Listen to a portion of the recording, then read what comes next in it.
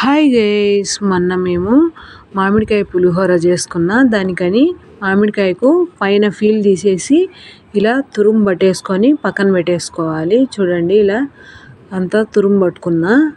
తురుము పట్టేసిన తర్వాత ఆయిల్ వేసేసుకొని దాంట్లో ముందు ఫస్ట్ మామిడికాయ వేయించుకోవాలి. దాంట్లో కొంచెం అంత పసుపు యాడ్ చేసుకొని వేయించుకొని ఉప్పు కూడా యాడ్ చేసిన నేను. దాన్ని తీసి పక్కన ప్లేట్లోకి తీసేసుకోవాలి. అంతా చూడండి, ఇలా మొత్తం తీసేసుకోవాలి. తర్వాత అన్నీ తర్వాత గింజలు వేసేసుకోవాలి.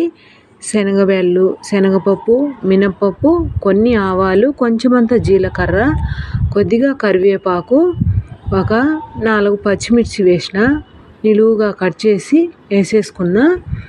తర్వాత ముందే అన్నము ఉడికించి పెట్టుకున్నాం కాబట్టి ఒక ప్లేట్లోకి తీసుకున్న.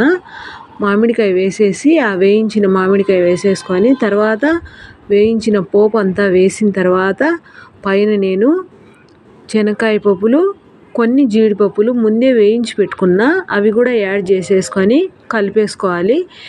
టేస్టీగా ఉండే మామిడికాయ పులిహోర రెడీ అయింది. మా వీడియో నచ్చితే ఒక లైక్ చేసి మా ఛానల్ను సబ్స్క్రైబ్ చేసుకోండి.